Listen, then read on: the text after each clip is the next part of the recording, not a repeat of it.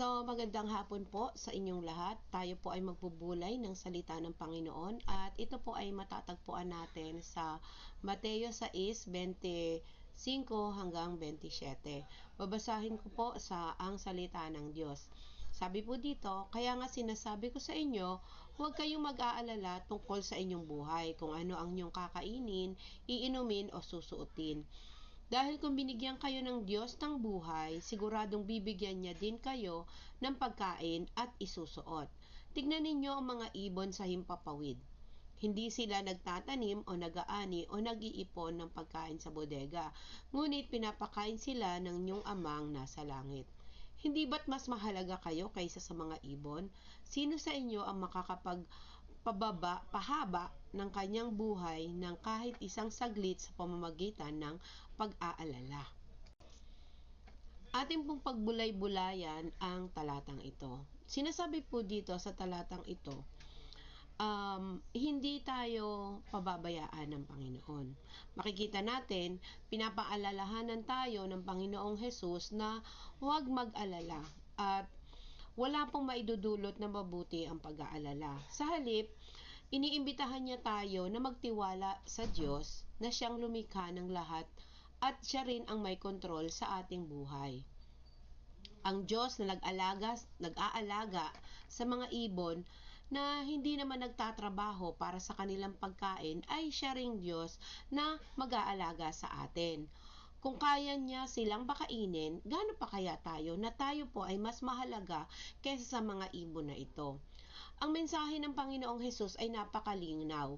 Kung ibinigay niya ang pinakamahalaga, ang ating buhay at ang kanyang buhay para sa atin, tiyak na kaya niya ring tugunan ang ating pang-araw-araw na pangangailangan. Madalas tayong nahuhulog sa patibong ng pag-aalala, lalo na kapag may mga bagay na hindi din natin kontrolado. Pero sinasabi dito sa talatang ito ng Panginoong Hesus, kahit gaano pa tayo mag-alala, hindi nito mapapalawig ang ating buhay at hindi rin ito magkakaroon ng solusyon sa ating problema. Sa halip, tayo ay manghihina pa kapag pinangunahan tayo ng takot at pag-aalala. Ano ang gagawin natin? Una, magtiwala tayo sa Diyos. Araw-araw, ipagkatiwala natin sa Diyos ang ating mga alalahanin.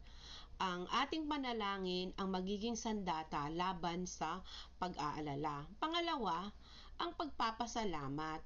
Tingnan natin ang mga biyayang natanggap na natin at magpasalamat sa Diyos.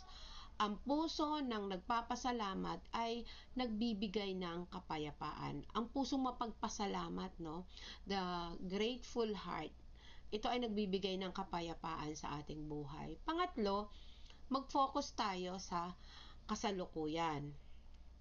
Huwag tayong magpa-overwhelm sa mga bagay na hindi pa nangyayari. Kumbaga, huwag tayong mag-overthink. Harapin natin ang araw ng may pananampalataya at pagtitiwala. Itong talatang ito ay nagpapaalala sa atin na kung inaalagaan ng Diyos ang kalikasan, ang mga ibon, ang mga halaman, tiyak na higit niya tayong aalagaan dahil tayo'y mas mahalaga sa Kanya. Ginawa nga tayo in His image, di po ba? Iwanan natin sa Kanya ang ating mga alalahanin. Harapin ang bawat araw ng may pananampalataya. Tandaan natin, sa Diyos, laging may sapat at tamang panahon para sa lahat. Tayo po ay manalangin. Aming Amang Banal, salamat po sa iyong pag-aalala sa amin. Huwag mo pong hayaan, Lord, na kainin kami ng aming takot at ng aming pag-aalala. Patawarin mo po kami kung minsan ay nauunahan kami ng mga takot na ito at hindi ang pagtitiwala sa iyo. Turuan mo po kami na magtiwala sa iyong kakayanan at sa iyong kabutihan. Patuloy mo kaming gabayan sa araw-araw at bigyan ng kapayapaang nagmumula sa iyo. Salamat po, O Diyos. Ito po'y aming dalangin sa pangalan ng Panginoong Hesus. Amen. Amen. Pagpalain po tayo ng Panginoon.